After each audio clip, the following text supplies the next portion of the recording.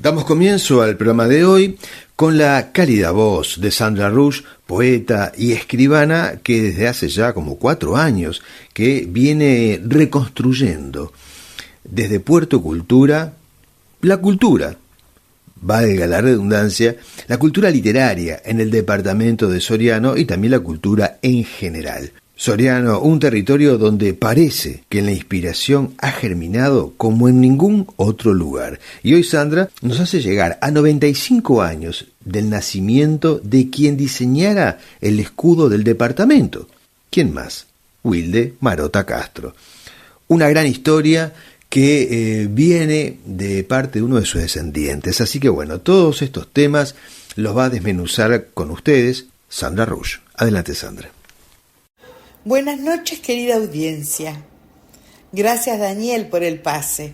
Para realizar la columna de este sábado, recurrí, como lo hago habitualmente cuando conozco a familiares del homenajeado en la expresión viva, a contactarme con ellos para conocer más a fondo al personaje, anécdotas, el lado del hombre.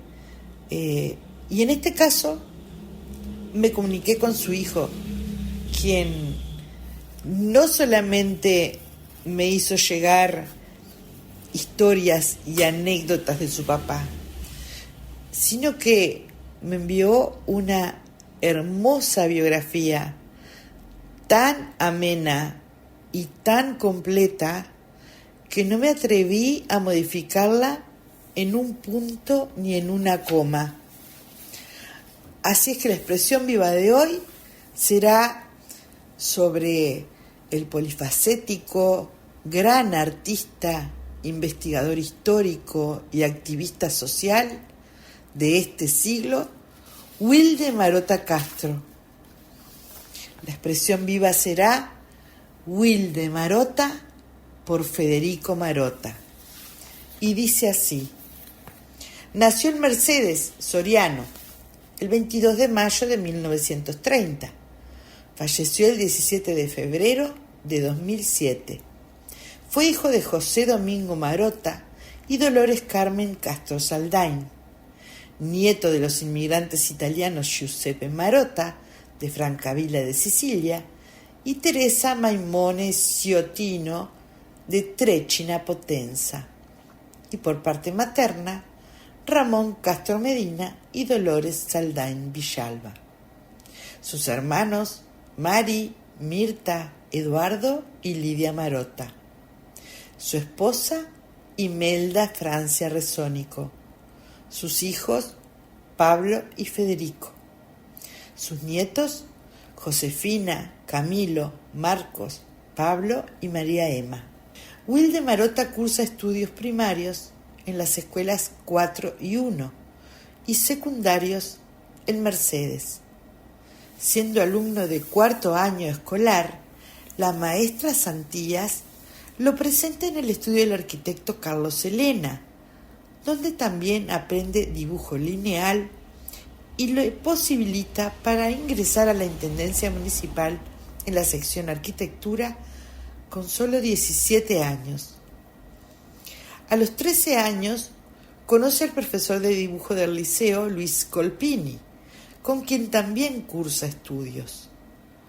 Con 16 años obtiene el primer premio en concurso de modelo de diploma para la segunda exposición industrial de Soriano y es medalla de plata en el concurso departamental de artes plásticas organizado por el Ministerio de Educación y Cultura. A los 17 años expone con el arquitecto Elena y el profesor Jorge Klinger, Miguel Rienzi y los escultores Luis Dupin y Rubén Funes. Estudia en la Escuela Nacional de Bellas Artes, becado por la Intendencia de Soriano, con el doctor Zoilo Achille como intendente, y entre sus maestros estuvieron Vicente Martín y Ricardo Aguerre. El ingeniero Carlos Mañona le enseñó relevamiento y trazado de carreteras, a nivelar y estaquear nuevas rutas, el manejo del teodolito. Consideraba a Mañone su maestro y amigo. En 1951 expone en el Hotel Brisa de Lum en forma colectiva e individualmente en 1953 caricaturas y retratos. También en 1953 asiste en comisión al estudio de los arquitectos Mauricio y Antonio Crabotto. En 1957 obtiene el primer premio en el llamado a concurso para la creación del escudo de Soriano. En 1959 ingresa a Pamer como dibujante técnico, siendo luego jefe de talleres y más adelante de oficina técnica. Incursiona en plantas papeleras de Montevideo, Buenos Aires, San Justo, Argentina, con la dirección del doctor Ángel Cantoni. Entre 1961 y 1963 es profesor de dibujo en el Liceo San Miguel. En 1966 es el director del taller Amigos del Arte. Y en el 67-68 es profesor de expresión y modelado en el Instituto de Formación Docente. Es el autor del proyecto y dirige la construcción del monumento a la admirable alarma en el Parque Ascencio, vieja idea que retoma el intendente arquitecto Francisco Russo y que finalmente se inaugura en 1979. En 1980 es el autor del proyecto de remodelación de la Plaza Independencia de Mercedes. En 1983 realiza todos los murales, dibujos ilustrativos en el Museo Alejandro Berro, ubicado en Mauá. En 1989 recibe el diploma de la Junta Departamental de Soriano por la causa de Soriano. En 1993 gana el primer premio del concurso de logotipo 75 aniversario del Centro Comercial e Industrial de Soriano. En 1996 expone óleos en la Sala José Pedro Varela de la Biblioteca Nacional de Montevideo.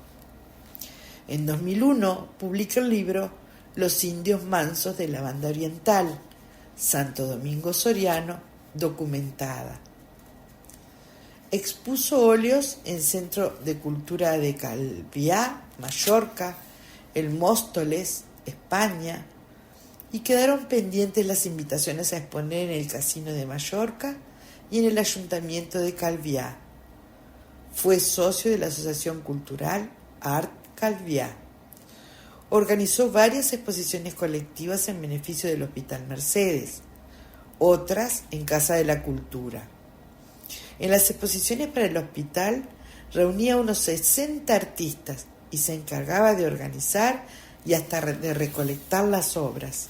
Entre sus amigos o personas que le marcaron en su vida destacaba al escribano Miguel Ángel Olivera Ubios, Carlos Méndez Ballarini, Enrique Santía, Washington Caputo Scarpa y los hermanos Rey Scarpa, Carlos Elena, profesor Luis Colpini, doctor Miguel Lorido, Zenón Gareta, Arturo Cantinflas Costa, ingeniero Manuel Castro Freire, ingeniero Carlos Mañone, Félix Berry, el Galgo Sosa, compañero en Pamer, Mario Andriolo, Abel Numa Cardoso, Ariosto Fernández, historiador, del profesor Walter Rela, Mauricio y Antonio Crabotto, Miguel Pareja Piñeiro, José María Pagani, profesor Ricardo Aguerre, profesor Vicente Martín, María Luisa Torrens y Nelson Ramos.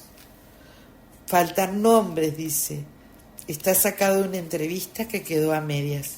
Wilden Marota fue socio colaborador de Olímpico Fútbol Club. Su padre, José Domingo, fue presidente y uno de los iniciadores del club. Una de las facetas menos recordadas es que era donante de sangre. Por la condición de tener ORH negativo, era requerido solo en esos casos especiales. Guardaba publicaciones, documentos, planos. Tenía en su taller prácticamente un museo propio. También le gustaba coleccionar monedas.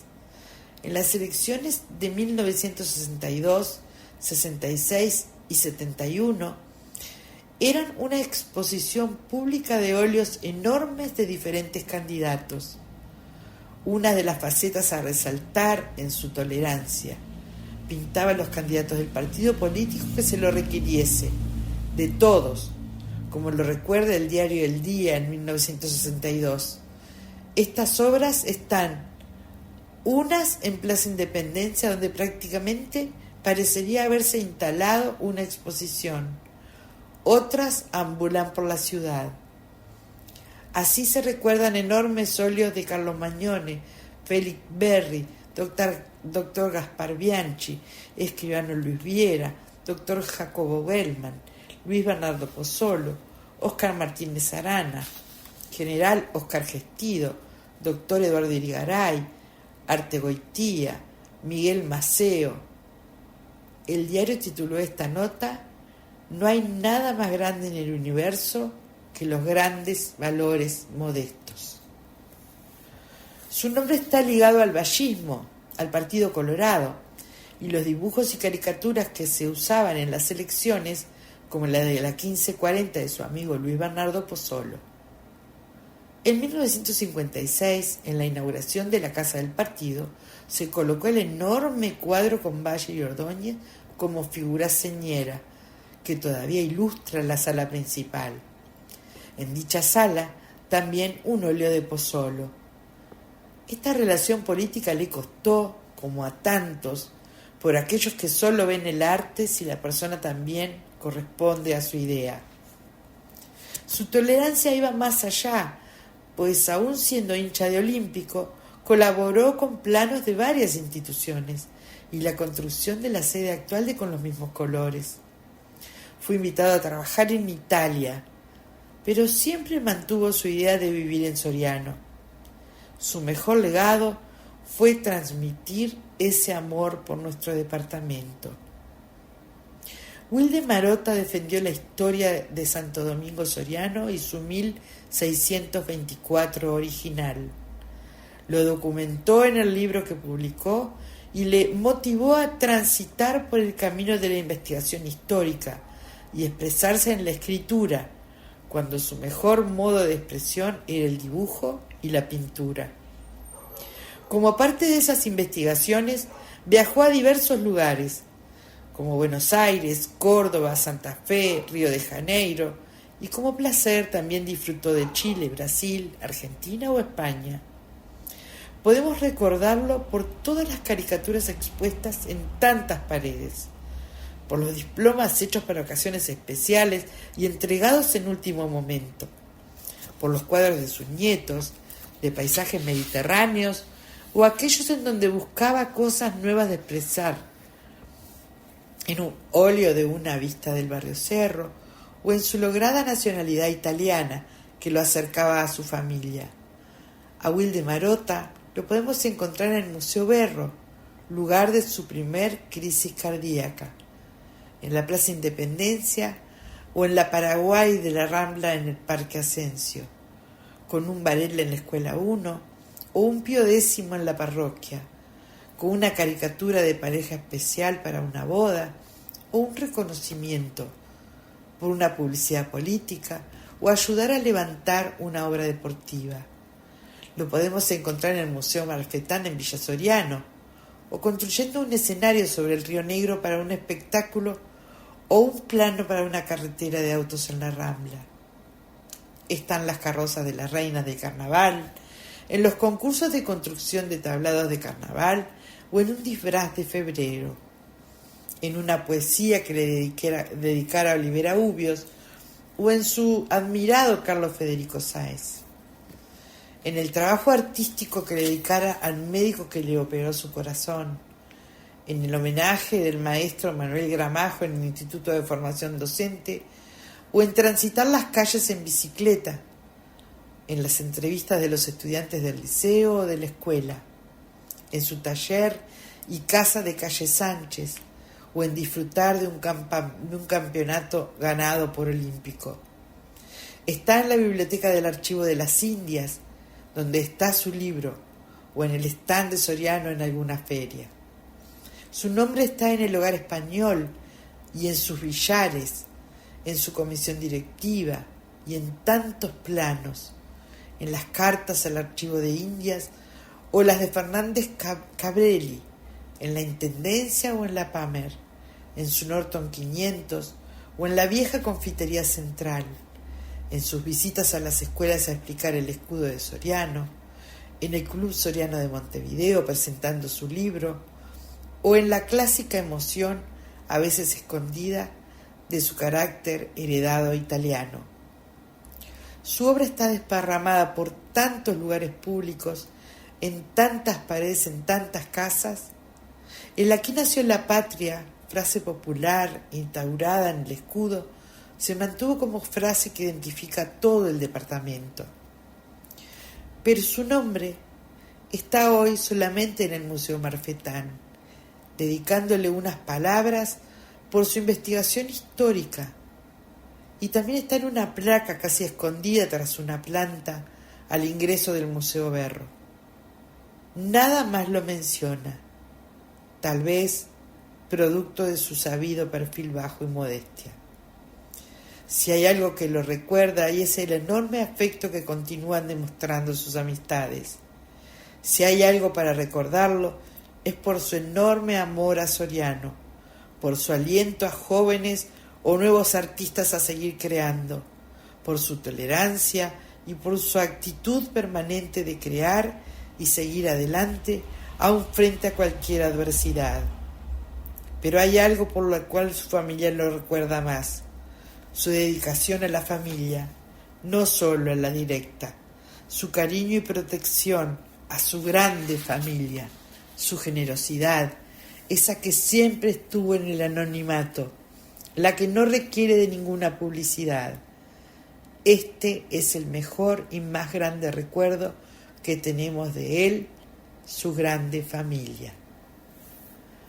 Muchísimas gracias, Federico Marotta, y a toda su familia por habernos aportado estas riquísimas palabras, esta historia increíble de este ciudadano ilustre de nuestro departamento, que, como siempre decimos, y una vez más se repite, y no dicho por esta columnista, sino por su propio hijo, no ha sido reconocido como realmente se merece.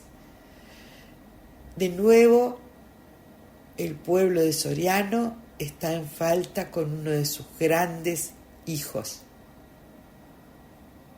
Ojalá que alguien esté escuchando esto y tome el guante para poder darle el reconocimiento que él se ganó y se merece. Que tengan todos ustedes buenas noches, sigan con Puerto Cultura y nos encontramos el próximo sábado. Gracias. Continuamos en Puerto Cultura.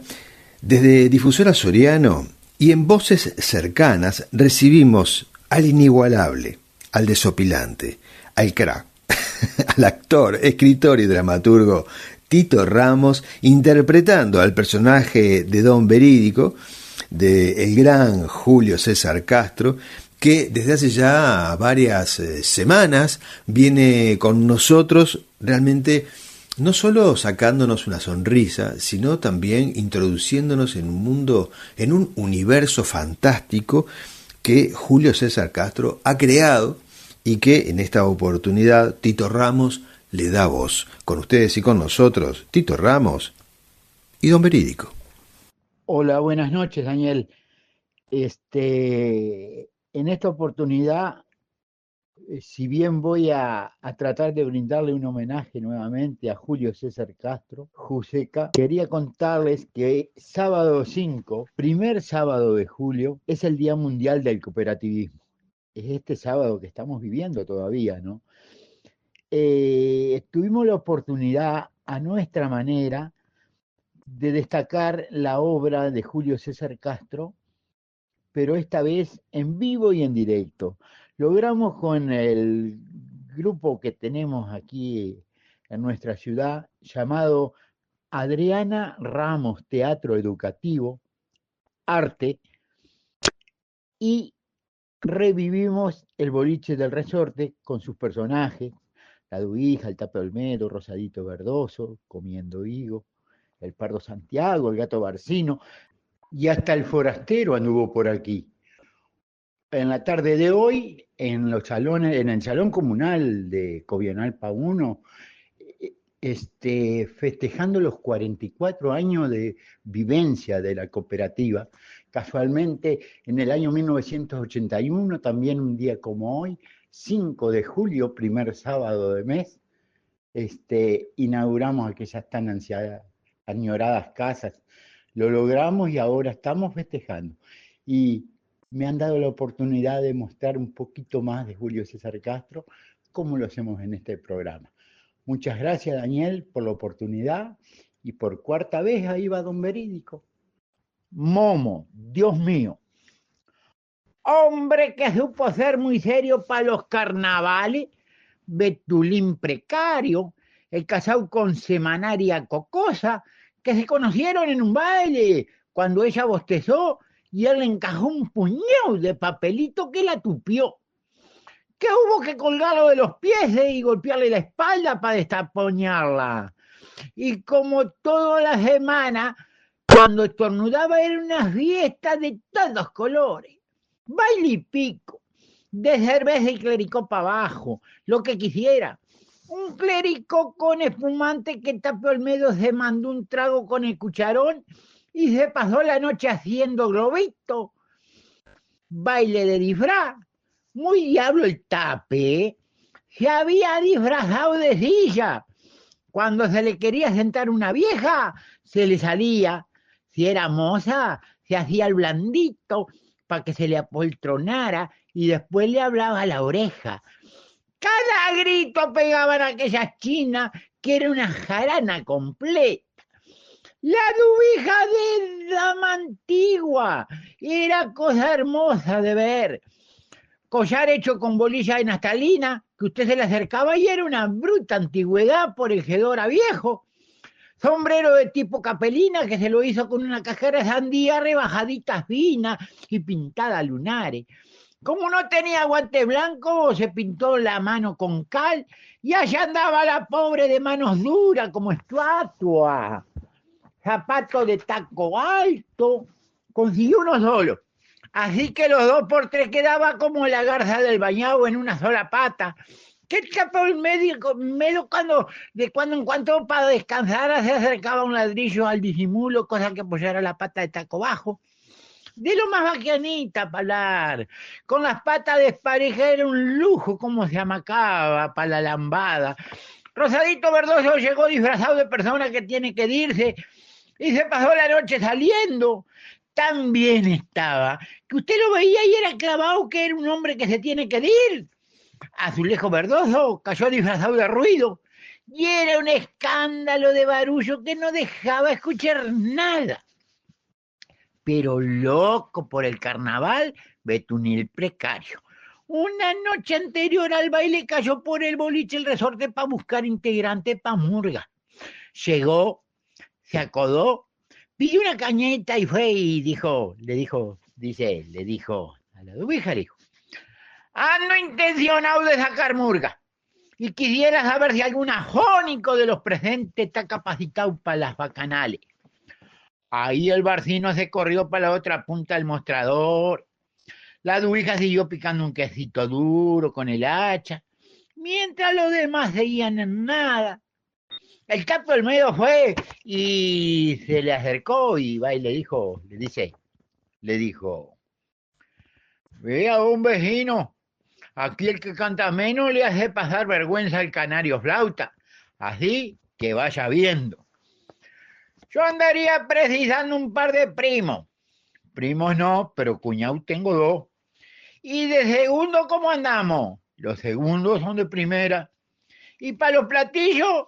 No somos de pasar el platillo. Interesado, Betulín mandó servir la vuelta completa y hasta el gato se apuntó. De entraron a bajar nombres para la murga Y Rosadito Verdoso dijo de ponerle la mugrienta, cosa de no tener que estar lavando los vestuarios. Pero la dubija dijo que no, señor, que si era murga podía ser la murguienta, pero que le cuadraba mejor la romántica del resorte. Un forastero desde un rincón dijo lo suyo. Era un hombre de lente, barbita, medio en punta, medio atildado el hombre y con libros en el sobaco. Y fue y le dijo, pa' mí debería llamarse Aracalacán. Hubo un silencio. El tapé lo rompió para decir que aquel forastero era un peligro en el boliche, porque se sabía que estaba para la nali y capaz que se le daba por meterle microscopio al vino y hacerle mala fama. Estaban en eso cuando cayó el Pardo Santiago. Cuando se enteró de la murga dijo que lo había que sacar era un negro lubolo, porque son de alpargata y escobita, y la dubija podía ser la rosa luna del resort.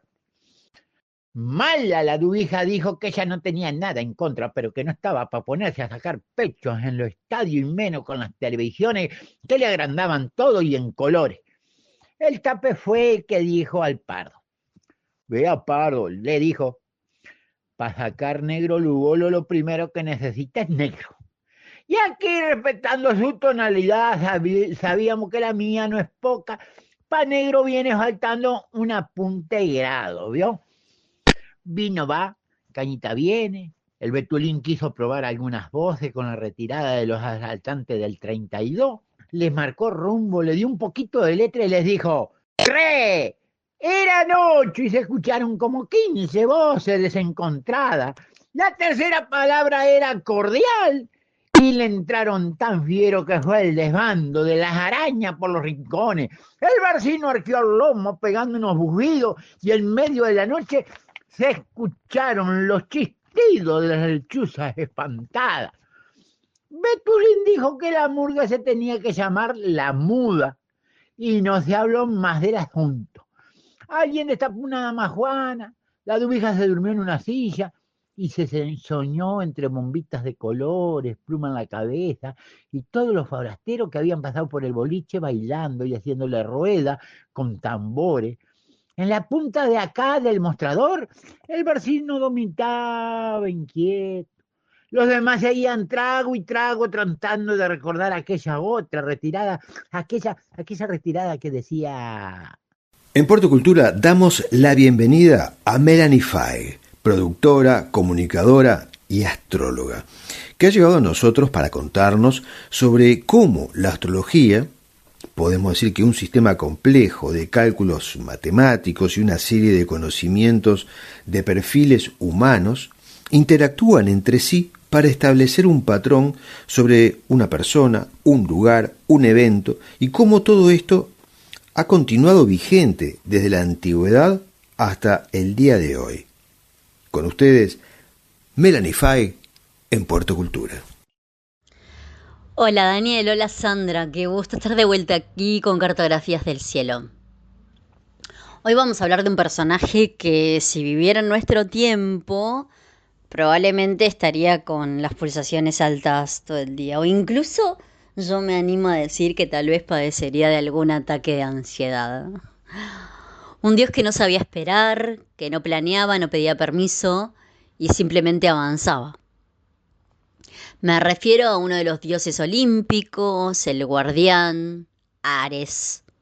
Un dios poco venerado por los griegos, pero cuyo equivalente romano, Marte, era el segundo más importante después de Júpiter, Zeus. Ares era el dios griego de la guerra. Y aunque para muchos ese título podría evocar estrategia, táctica militar, previsión, nada de eso representa a Ares. La diosa de la guerra inteligente, racional, estratégica, que utilizaba la guerra para el cuidado de la comunidad, era Atenea. Pero Ares representa otra cosa, es otra arista de la guerra. Ares es la fuerza pura del combate, es el impulso de atacar sin pensar demasiado. Es el rugido, el fuego que estalla, el instinto que se impone.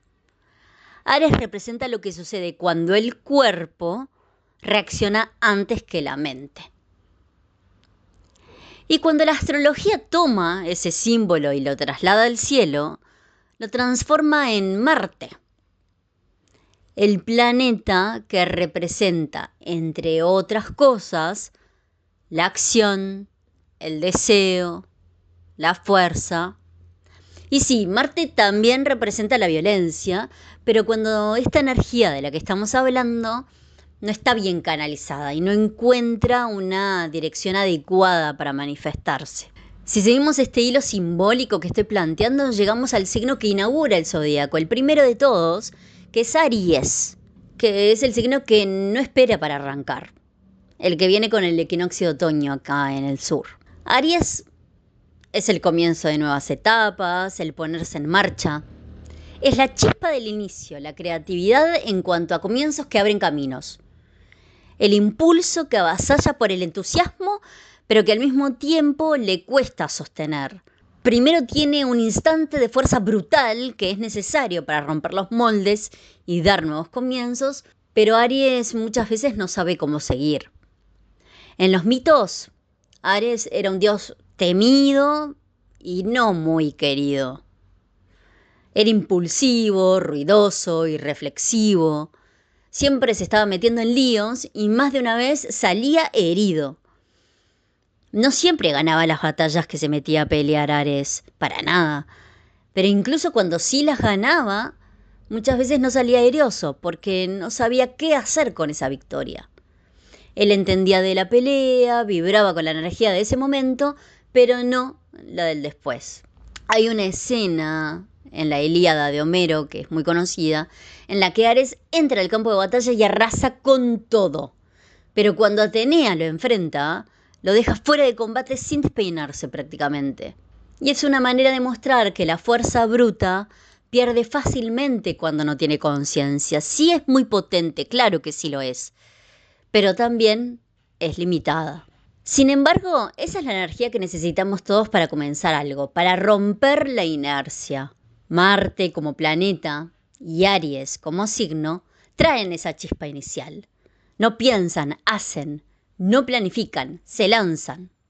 Es bueno recordar que los principios en general son siempre imperfectos, pero que hay que atreverse a hacer las cosas, aunque no se sepan cuáles son los resultados, porque al fin y al cabo todas las cosas tienen un comienzo.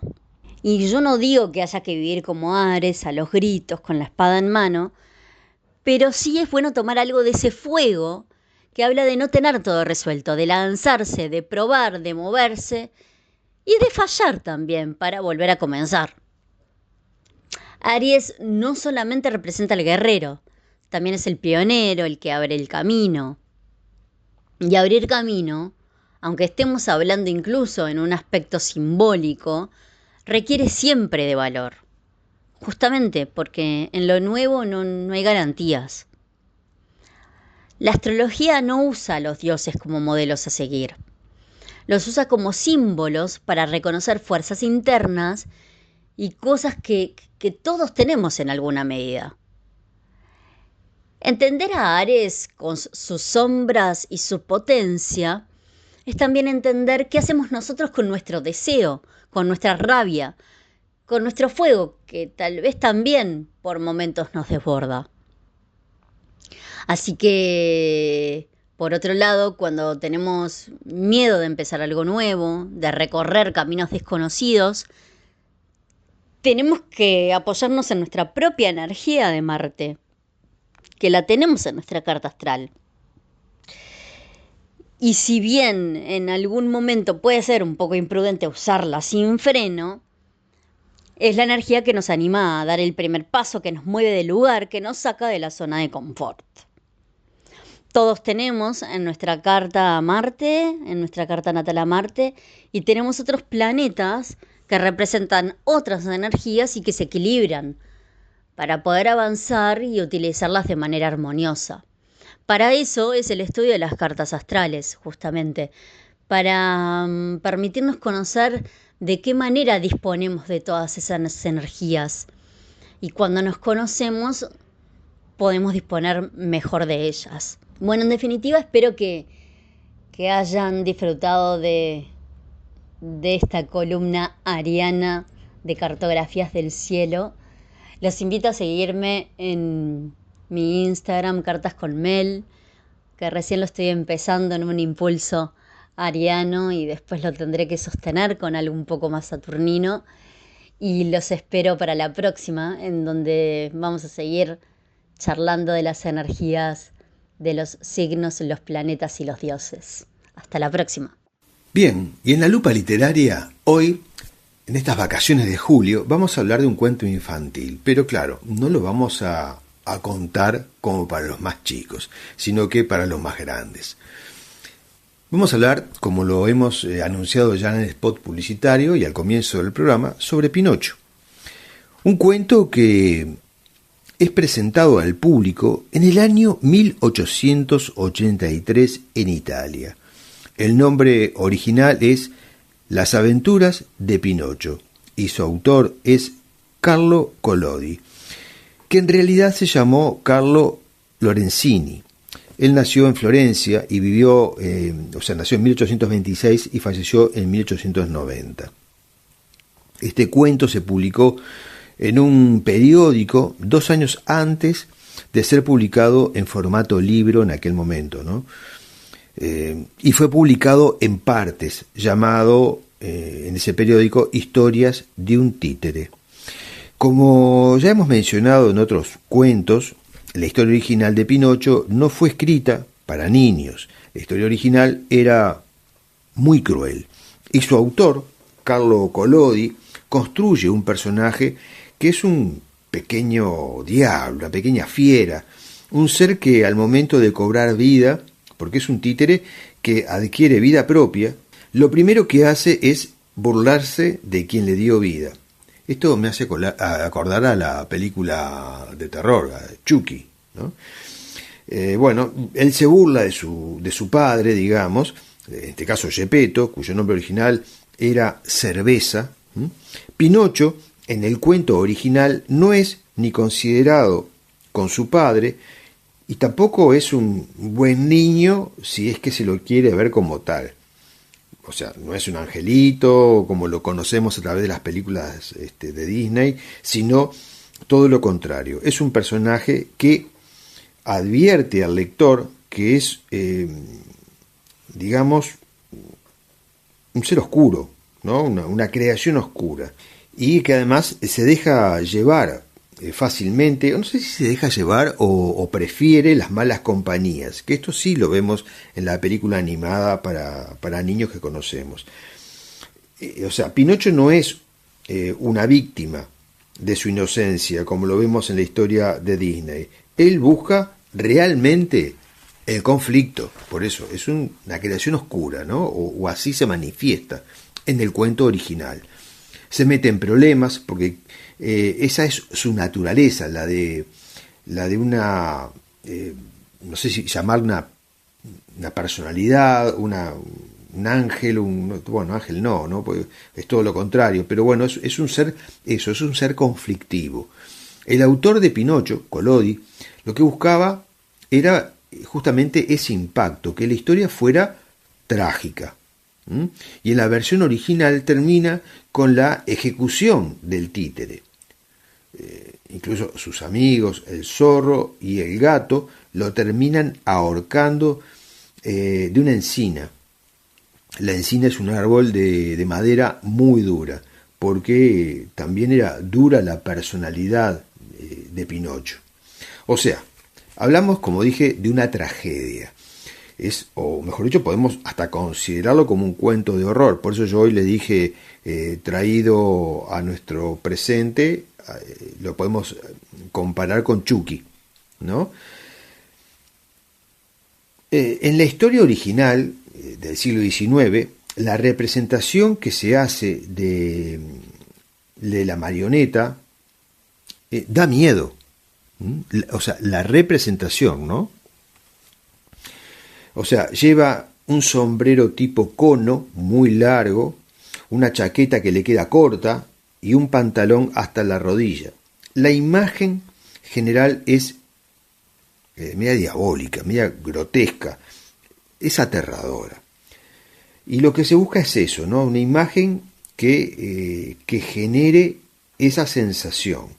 Al contrario del personaje que todos hemos visto de Pinocho, el que conocemos. Una marioneta agradable, vestida como un niño tirolés, con colores, un sombrerito con una plumita, mientras que el original viste de colores oscuros, como su personalidad. Las ilustraciones originales son de Enrico Massanti. Hay quienes, analizando este cuento, hallan en el personaje Pinocho la representación de un héroe, como sucede con el personaje de Odiseo o Ulises, ¿no? El legendario héroe en la mitología griega que aparece en la Ilíada, escrita por Homero o atribuida a Homero, cosa que no se tiene muy clara. O sea, Pinocho es un personaje que también debe enfrentarse, o sea, parecido a Homero por esto, ¿no? Porque es un personaje que debe enfrentarse a varios desafíos para lograr ¿qué? Una transformación. Al igual que el héroe Ulises u Odiseo. Ese es el concepto, ¿verdad? Esa es la representación del héroe, porque se tiene esa lectura más filosófica. Así es que Pinocho se interna en distintos momentos donde vive situaciones que siempre giran en torno al delito, lo prohibido, lo oscuro de la sociedad. Por eso le decía, es un ser, una creación maligna. Esto es un recurso bastante común utilizado en la literatura infantil para lograr ese cambio. O sea, se escribía a propósito este tipo de cuentos. En realidad todos tenían esa tendencia. Caperucita Roja, Los Tres Chanchitos, todos esos cuentos, La Cenicienta, tenían un trasfondo original mucho más duro de lo que nosotros conocemos en la versión más actualizada.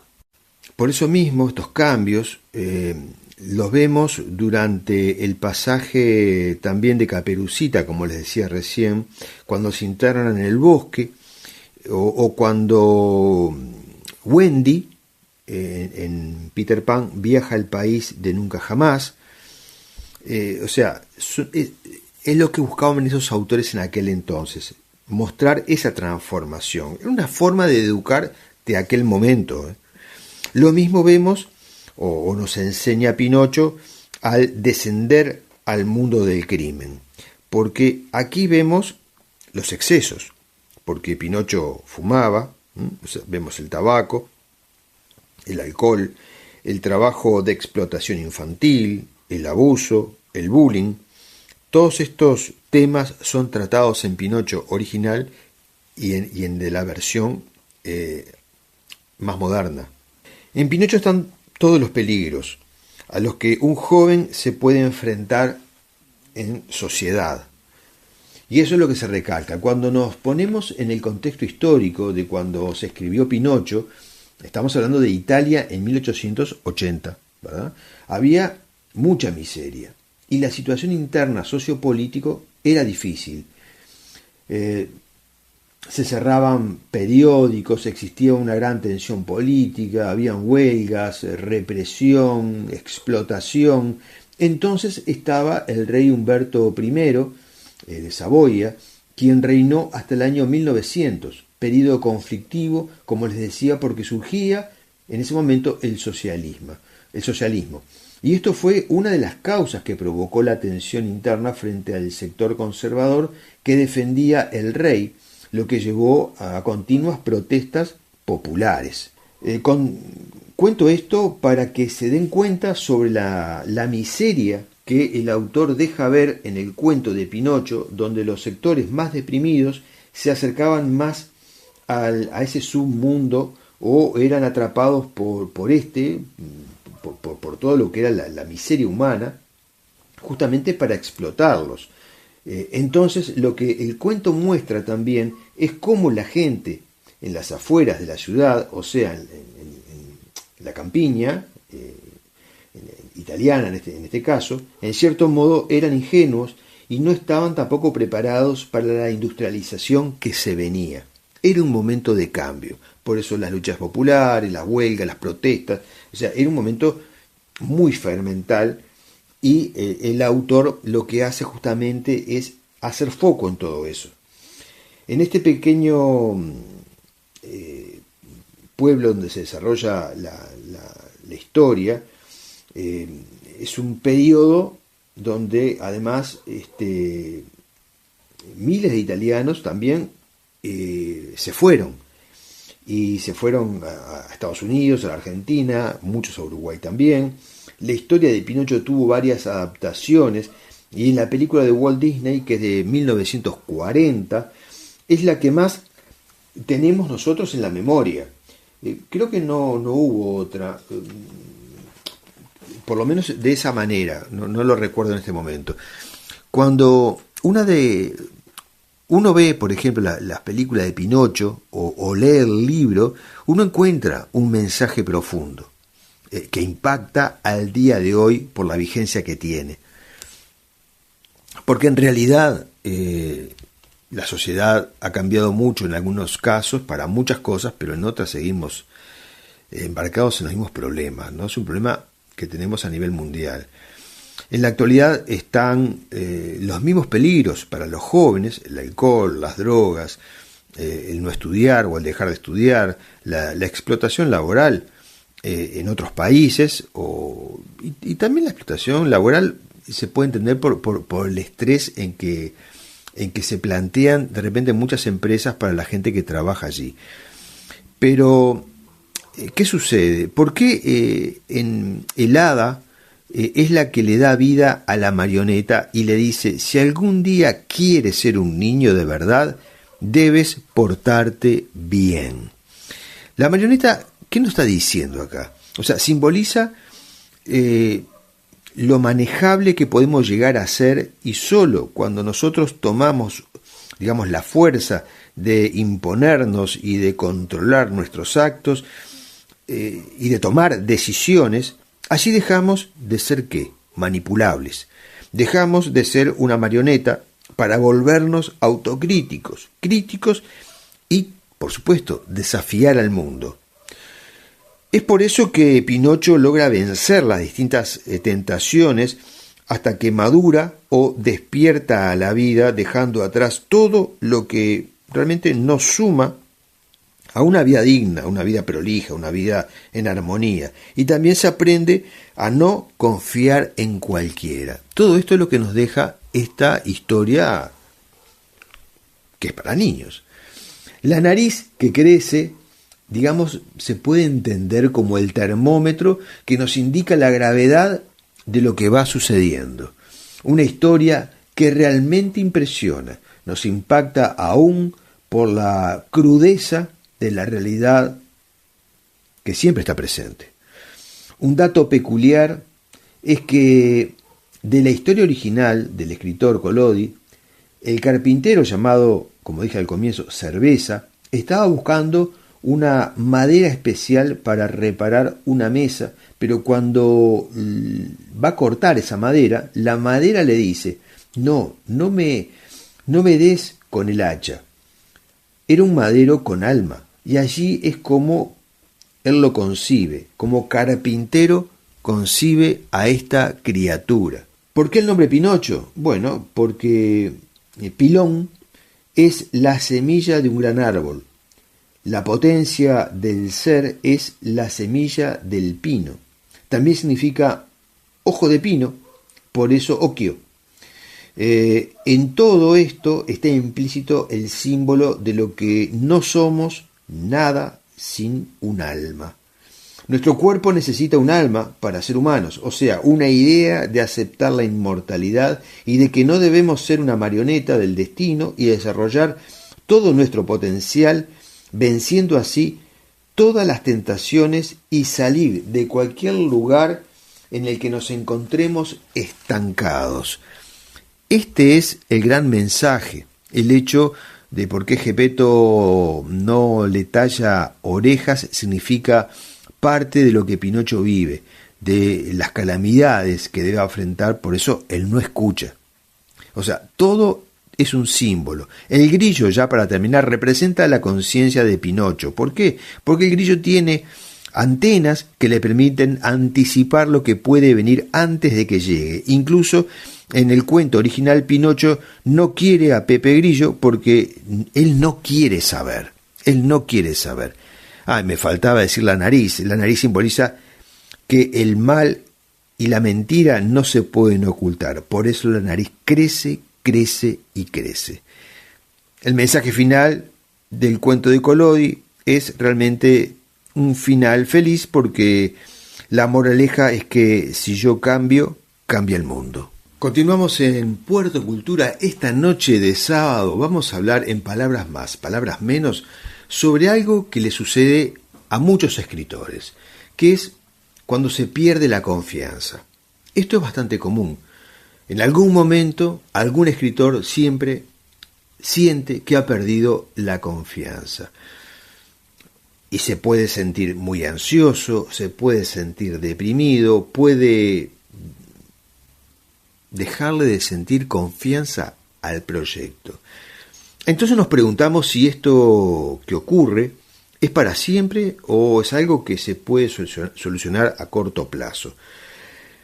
Podemos estar frente a una novela y llevar escritas, 80, 100 páginas y perder el rumbo. Entonces no sabemos si seguir escribiendo o qué hacer. Esto puede ocurrir, hablé de novela, pero puede ocurrir en cualquier otro ejemplo, ¿no? Si fueran cuentos, relatos, poemas. El escritor puede estar muy motivado, puede haber comenzado muy motivado en todo esto, pero poco a poco empezar a sentir que pierde las fuerzas del principio al cabo de algunos meses, al cabo de algún tiempo. ¿Y qué hacer? Primero, hay que tener claro que todo lo que nos ocurre sucede dentro de uno, porque en el arte, en este caso en la escritura, siempre se trata de emociones, porque siempre se va a tratar de uno, de lo que nos ocurre. O sea, el escritor es quien se debe poner obstáculos en el camino, ¿sí? Y es uno el mismo que se pone las excusas, y es uno el que se distrae, es uno el que se autoboicotea, ¿eh? Entonces los problemas llegan de todos lados si uno quiere. Por eso digo que es él el que debe saber que se puede poner esos problemas, pero debe saber cómo salir para que pueda encontrarse nuevamente con la creatividad. Y ustedes se van a preguntar, ¿es posible encontrar la inspiración cuando uno está en medio de un problema? Y sí, es posible, porque de eso justamente se trata la creatividad. O sea, cuando uno está en un gran problema, lo que debe hacer es encontrar la solución, no otra cosa, buscar la solución. Entonces, de esa manera va a descubrir que si la encuentra, se va a dar cuenta que está realmente hecho para lo que está haciendo. Hablando de escritura, uno puede siempre ponerse en el personaje de héroe, o puede convertirse en el villano de su propia historia. ¿Entienden? En otras situaciones la cosa es diferente. O sea, a veces uno se autolimita, pero eso que ocurre obedece a otra naturaleza.